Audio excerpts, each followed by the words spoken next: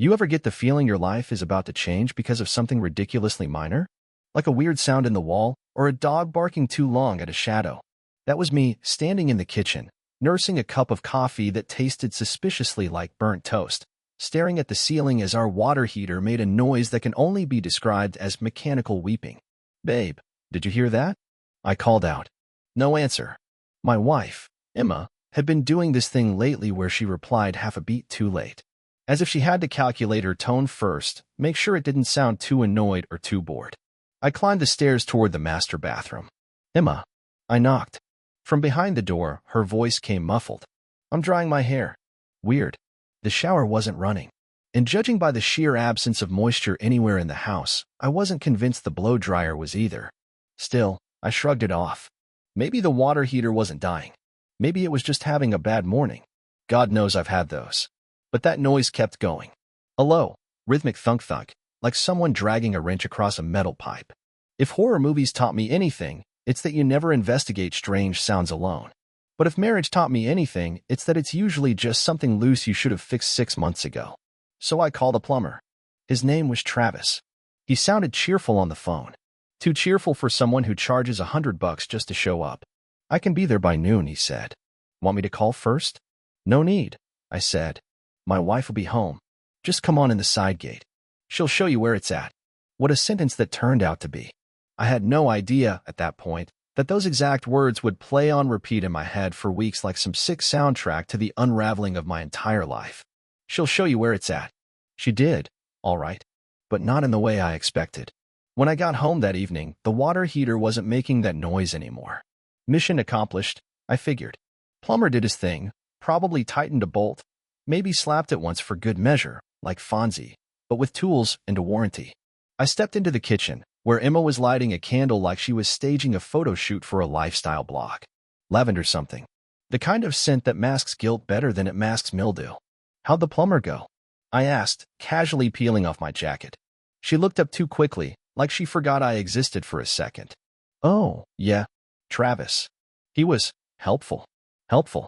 Not, he fixed it. Not, he replaced the valve. Not, we don't need to take out a second mortgage for hot water.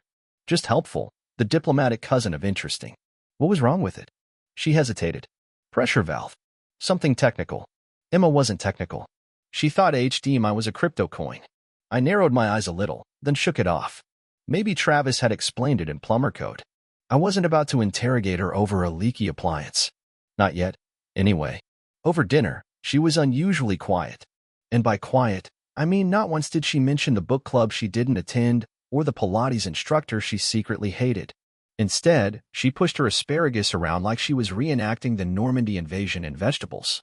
That night in bed, she rolled away from me a little too quickly. Like I was radiating something she didn't want to catch. Or like she had a secret pressing into her back that she couldn't risk letting slip between her ribs. The next day, I noticed something strange. Our Nest camera had been unplugged. Not just powered off. Physically removed from its mount by the laundry room, the one that faces the back patio where Travis was supposed to come in. "Did you unplug the camera?" I asked over breakfast. Emma didn't even look up from her yogurt. "Oh, yeah. I think it was messing with the Wi-Fi again. Funny, it never had before. Not once." And Emma hated tech even more than she hated lukewarm coffee, which made her sudden concern for signal strength feel about as genuine as a politician's tears. So, I did what every guy who doesn't trust his gut right away does. I told myself I was being paranoid. Told myself there was no reason to worry. Told myself that no grown man uses the phrase pressure valve with a smile unless he's holding a wrench, not a secret. I told myself all of that. And I believed it. Until the third visit. That's when everything cracked open. 3 weeks passed. Long enough for suspicion to dull. Long enough for the scent of lavender candles to fade into background noise. Long enough for me to forget that gut feeling that kept whispering, "Something's off, man." Then it happened. I came home early. Not on purpose, just one of those random Tuesdays where the server at work goes down and everyone gets sent home like it's an early snow day. I texted Emma on the way. "Heading home. Want anything?" No reply. Weird, but not alarming. Until I pulled into the driveway and saw his truck. White. Rust spots on the bumper. Company logo half peeled like a snake shedding its integrity. Travis Plumbing and Drain will handle your pressure. No joke. That was the slogan. We'll handle your pressure. Well, Travis was about to get a lesson in pressure. I got out of the car as quietly as possible. I didn't slam the door, didn't jingle my keys, just walked up the path and saw the side gate was already unlatched, wide open. I stepped through, and that's when I heard it. Laughter. Not the kind that says, haha, funny joke. No, this was the kind that says we're comfortable. The kind you share after an inside joke or a private moment. I crept up to the patio door, which, of course, was slightly open. Through the crack I could see them. Emma. Travis. He was standing by the kitchen counter, shirt half untucked, holding a glass of iced tea like he lived there. She was on the other side, barefoot, grinning, like she was back in college. Not a wife, not my wife, just a woman entertaining a man she wanted to be there. Did you tell him I was coming by again? Travis asked, casually, taking a sip. Emma shrugged. I didn't think I needed to. It's just a tune-up, right? They both laughed. My fingers curled around the edge of the doorway. Not in rage, not even in pain, just in something numb and burning and slow. She never laughed like that with me anymore. He set the glass down. You know, if you wanted this to be more than a side project. Emma held up a hand, but she was still smiling. Don't ruin it. This works because it's not serious. Side project. I didn't hear the rest. Didn't need to. I backed away from the door like it had just shown me a different world. One I never asked to see. That night, I didn't say a word.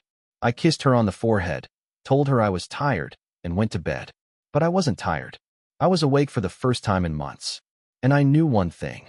This wasn't going to end with a fight or a tearful confession. It was going to end my way. People think revenge starts with rage. It doesn't. It starts with paperwork. After I saw them together, laughing like extras in a home improvement commercial, something inside me didn't break. It sharpened. That night, while Emma slept beside me with the ease of someone who believed they had the upper hand, I stared at the ceiling fan turning slow and steady, just like the plan forming in my head. I didn't want to just catch her. I wanted her to feel it. But the best revenge isn't loud. It's quiet. It's methodical. It wears khakis and smiles politely. And I had time. First, I needed to understand the battlefield. Emma and I had been married for 6 years. No kids. A mortgage in both our names, a joint savings account, and a house she loved more than she ever loved organizing our taxes. If this was chess, she'd just taken my queen in front of a crowd. Problem was, she forgot I still had the rest of the board. So I started moving pieces. Quietly. The first thing I did was set up a separate bank account. Nothing flashy. Just a little credit union she didn't know about. I started funneling bits of money into it. Extra client work, some petty cash from selling old tools I hadn't used in years, a few quiet withdrawals from the joint account under the guise of grocery runs. Second, I bought a burner phone. Nothing says, I'm not playing anymore, like a second number. I used it to contact a buddy from high school, Ben, who now did private security and surveillance. We weren't close, but we'd gone paintballing a few times, and I knew he owed me for not outing his affair with his boss's daughter back in the day. I sent him a message. Need discreet surveillance. Nothing illegal. Just confirmation. You in? His reply came back 2 minutes later. You buying beer? And that was that. We met the next night in the back of a bar that smelled like spilled hope and cheap cologne. Ben brought a tiny black case that looked like it belonged in a spy movie. This here, he said, tapping the case, is a motion-activated, high-def nanny cam with remote cloud backup. I raised an eyebrow. Used for? He grinned. Usually for dogs. Sometimes for cheaters. Perfect. Within 24 hours, I had one camera set up in the hallway facing the living room, and another hidden in an old router shell in the corner of the kitchen. Ben showed me how to access the feed from my phone. Don't go looking at it every 5 minutes, he warned. Let it roll. Trust the data. Trust the data. Funny how betrayal turns you into an analyst. The next step was Emma herself. I had to be better. Kinder. Not because I wanted her back, but because people drop their guard when they think you're still clueless. So I started bringing home flowers again. Told her I missed us. I even suggested a weekend getaway. Something small, somewhere local. Her response? I don't know. I'm kind of slammed at work right now. Slammed. I smiled and nodded. Of course. Maybe next month. She smiled too. That kind of tight-lipped smile women give you when they think they've won, but still appreciate the illusion of a fair fight. Meanwhile, I kept watching. It didn't take long. One Wednesday afternoon, the footage came through. Travis, in his too-tight jeans and "I'm just the help" grin, walked through the gate again. Emma let him in without even glancing behind her. They went straight to the kitchen, laughed, talked, touched, too casually. They didn't even pretend to check the water heater. That was the part that got me. If you're going to betray someone, at least respect the cover story. That night, I downloaded the clips, labeled them, archived them, gave each one a little nickname. The Return of the Pipe King, Tea and Treachery, Thursday Morning Maintenance. I wasn't angry. I was organized. Now, I just needed a trigger. Something subtle but irreversible. A moment that would start the avalanche and leave no doubt about who pushed the first snowflake. That came in the form of an invitation. One Friday morning, Emma told me she was going to be out with the girls that night. Classic. I nodded, kissed her on the cheek, and told her to have fun. Then I sent Travis a text. Yes, I sent him a text. Because months ago, Emma had left her phone unlocked on the coffee table. And I, being the overly curious husband that betrayal tends to manufacture, had quietly mirrored her messages to my burner phone. I sent Travis a message from her number. Hey babe, can you come a little earlier today? 3:30 works better. Same back entrance. Winky face. He replied instantly. On my way, gorgeous. Of course you are. But I wouldn't be there. No, I'd arranged for someone else to greet him this time. Someone who didn't look too kindly on unauthorized plumbing visits. Friday, 3:28 p.m. Travis arrived right on cue, proving once again that the man could be relied upon for two things: punctuality and poor decisions. His truck pulled up slow, probably trying not to attract attention, which was hilarious considering his company logo was still peeling across the side like a bad tattoo. I watched from the back seat of my car, parked a few houses down with a baseball cap pulled low, sunglasses on, phone in hand. I wasn't about to miss the show. He didn't knock. Of course not. That's not what men like Travis do when they think they've been invited. He went straight for the gate. The back entrance. The same gate I had rigged that morning with a little surprise. See, the thing about home security systems is, no one actually uses them. Not the way they could. Most folks buy the thing, hang the sign, maybe set the alarm at night, and call it a day. Not me.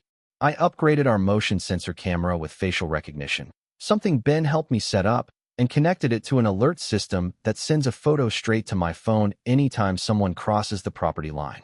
So when Travis stepped onto my turf, smiling like a man on a victory lap, I got the notification with his face center frame. Time to start the music. I dialed a number. One ring. Then another. On the third, a voice answered. This Officer Keenan? Yes, came the voice, firm and clipped. This is Logan. Just confirming, 3:30 arrival. Already en route, he replied. Appreciate it. I hung up. Now, let me back up a second. This wasn't a sting operation. I wasn't getting Travis arrested for infidelity. Sadly, that's not illegal, just immoral and idiotic. But trespassing? That was another story. Because this wasn't just my house. It was my name on the deed. Emma's too, sure, but the backyard? The side gate? That landline? That was part of a restricted entry zone per our insurance clause. I had the paperwork to prove it, which meant I could legally report a break-in if someone entered the premises without permission. And today, Travis was entering on the assumption of an invite. An invite I sent him, through Emma's mirrored number, which she had no idea about. The moment he stepped onto the patio, I made the call. 911, what's your emergency? Yes, this is Logan Barrett. Someone just entered my property through the side gate. I don't know who he is. I'm not home, but I got the alert on my phone. I think he might be trying to rob us. A pause. Do you have security footage? Live stream. Want me to send the feed? Yes, sir. Text it to this number. Done. Now, did I technically mislead the dispatcher? Maybe. Did I say anything untrue? Not one word. I said someone was on my property. I said I didn't know who he was.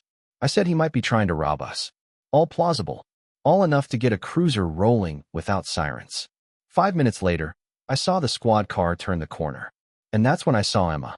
She came into view through the kitchen window, blonde hair up, wearing that blue top she always saved for casual company. She looked tense, not surprised, just mildly irritated, like someone was late for dinner. The look of a woman expecting one man and getting another. The officer walked up to the side gate, hand resting casually on his belt. Afternoon, he said, knocking once before stepping through. I saw Travis look up, confused. Hey. I was just, here for some work. What kind of work? The officer asked, eyes scanning the patio, the sliding door, the open gate. I'm a plumber. Emma, she called me. Emma stepped outside, blinking against the sun. Is there a problem? She asked, trying to sound polite, but coming off like someone who just got caught cheating on a math test. I received a report of an unauthorized entry. Officer Keenan said, calm but firm. Got an alert from the homeowner. He says he didn't invite you. Emma tilted her head. My husband? He's not even home. Correct. Which means no one legally authorized your friend here to enter the property. You understand how that looks. Travis shifted uncomfortably. Look, I've been here before. A bunch of times. Funny. The officer said, we ran the plates. Your name didn't come up on any of the service invoices tied to this address. I'd scrubbed that earlier in the week, just for this moment. Emma opened her mouth to speak, then closed it. The silence was delicious. Ma'am, the officer continued, I'm going to ask your guest to leave. No charges filed today, but this constitutes a warning. Next time, we'll have to escalate. Clear. Emma nodded, stiff. Travis muttered something about misunderstanding, then trudged toward his truck. The officer followed him halfway, then turned, looked toward the hidden camera, my camera, and gave a barely there nod. That man deserves a six-pack. I waited until the cruiser pulled away, then pulled out my phone. Sent Emma a text from my real number. Looks like I missed all the fun.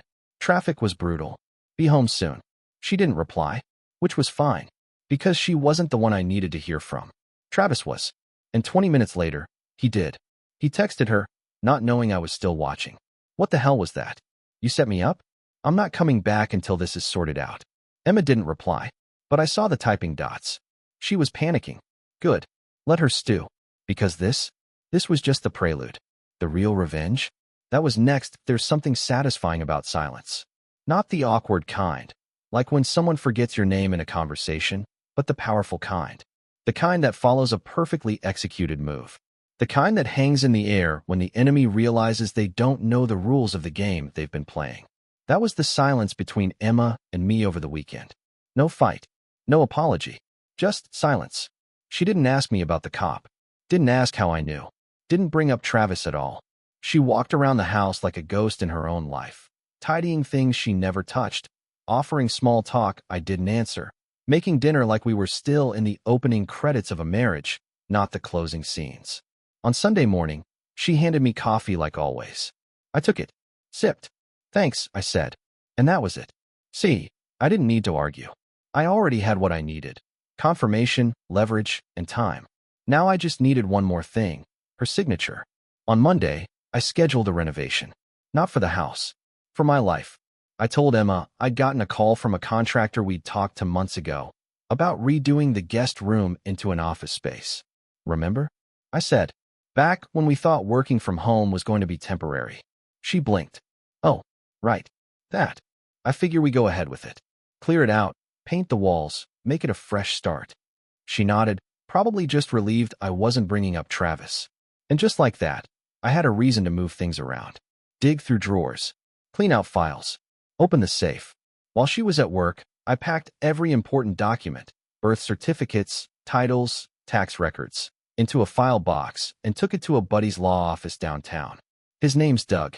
Sharp guy. Known him since college. He owed me a favor from the time I bailed him out after a Cancun incident we swore never to speak of again. Divorce? Doug asked, raising an eyebrow as he flipped through the folder. Eventually, I said, but not yet. I want to stage it first. Stage it? Yep. Make it clean. No surprises. No messy court battles. He leaned back. You planning to stay in the house? For now, but not for long. See, the beauty of the situation was this. Emma didn't know I'd already filed for legal separation. I didn't need her permission for that. It was step one in draining the joint accounts, splitting assets, and untangling our finances. Clean, quiet, surgical. She also didn't know I had taken her name off as a co-beneficiary on my life insurance, removed her from the health plan, and transferred my half of our savings into a new trust. All legal. All above board. All signed off by a judge, thanks to Doug. This wasn't revenge via rage. This was revenge via restructure. Over the next week, I let her settle into the illusion of normal. I even planned a little date night, cooked steak, Open wine, made jokes. She smiled, almost believing I'd moved past it. You're different lately, she said one night as we watched a rerun of The Office. I smiled. Am I? You seem lighter. Guess I finally realized some things aren't worth holding on to. She nodded, sipping her wine. She had no idea that included her. And now we reached the part I've been waiting for, the day of the renovation. I came home early with a U-Haul. She looked at it through the window, confused. Are we moving furniture? Not exactly. I walked in, calm as anything, and placed an envelope on the table. What's this? She asked, warily. Just some paperwork. Take your time. Inside was the full legal notice of our separation filing, documentation of her removal from our accounts, and a typed list of items I'd be taking with me. It even had checkboxes. Very polite. Very organized. Her eyes scanned the first few lines. She blinked. Logan, what is this? It's me, renovating my life, I said, looking around the room. I figured, if I'm not wanted here, might as well stop pretending. She stood frozen. You can't just do this. We didn't even talk. We didn't need to. You made your decisions with Travis. I'm just following your blueprint. She looked stunned, hurt, maybe even a little embarrassed, but not sorry. She never said sorry. You set me up, she whispered. I tilted my head. No, you set me up. I just didn't roll over like you expected. I grabbed the first box from the living room. Where are you going? She asked. Doesn't matter. She took a step forward. So that's it? You're just walking away. I paused. No, Emma. I already walked away. The rest is just logistics. I packed up what I needed, left the rest behind. The house, the decor, the wine glasses she insisted were artisanal but came from Target. All hers. Let her keep the wallpaper. I'd take the freedom. That evening, I left her standing in the doorway, holding the envelope like it was a puzzle missing half the pieces. As I pulled away, I looked at the rearview mirror just once. She didn't chase me, didn't call, didn't cry. But I like to think she finally understood. Revenge doesn't have to be cruel. Sometimes, it's just completion. 3 days after I moved out, Emma sent me a text. Can we talk? I think we should at least try to understand what happened. I almost laughed. Understand what happened? She cheated. With the plumber. In our house. Repeatedly. Then gaslit me with lavender candles and polite dinners like it was some weird performance art. But I wasn't here to yell. I'd already won. So I agreed to meet her. Neutral ground. A coffee shop downtown. The kind with Edison bulbs and drinks that cost $5 more than they should. Emma showed up late. She wore her guilt like a designer coat, something she didn't quite want to take off. She sat down across from me, stirring her tea without touching it. I didn't mean for it to get serious, she said. It got serious the minute you lied, I replied. She flinched, then leaned in. I was lonely. You were always working. You stopped noticing me. Travis made me feel wanted again. There it was. The speech. I'd read versions of it online. I'd even rehearsed my possible responses. But in the moment, I didn't need to say much. Funny, I said, sipping my coffee, because I was working. For us. To keep the house you invited him into. Her eyes welled up. I didn't move. Do you still hate me? She whispered. No, I said. You have to care a whole lot to hate someone. I stood, leaving a 20 on the table for a drink I barely touched. I wish you well, Emma. But don't confuse forgiveness with a second chance. I walked away and didn't look back. 2 weeks later, I got a voicemail from a number I didn't recognize. Hey, Logan? This is Travis. Look, man. I didn't know she was gonna look. I just wanted to apologize. It wasn't personal. I wasn't trying to wreck anything. Just got caught up. Anyway, I'm out. Not seeing her anymore. Hope things work out for you. It was the most Travis thing imaginable. A fake apology disguised as closure, wrapped in cowardice. I saved it. Didn't reply. But I did forward it to Emma. A silent, final punctuation mark. Let her sit with that. The plumber bailed. The marriage was over. And all she had left was the echo of choices that finally stopped whispering and started shouting. The divorce finalized 2 months later. No drama. No shouting matches in court. Just paperwork and polite nods from lawyers who'd seen this dance 100 times. She got the house. I let her have it. Not because I was being generous, but because I knew something she didn't. The mortgage was a balloon loan. Refinancing it on her income alone was going to be like trying to carry a piano up a spiral staircase. Eventually, she'd either sell it or drown in it. My new apartment? Smaller, quieter, and peaceful. The kind of place where you could hear yourself think, and where silence felt like healing, not punishment. I'd framed one photo from the old place, me in the backyard, grill tongs in one hand, beer in the other, smiling, genuinely happy. A reminder of who I was before I had to become someone sharper, someone harder. 6 months later, I ran into Ben, the buddy who helped me set up the surveillance cams. "You ever hear from her again?"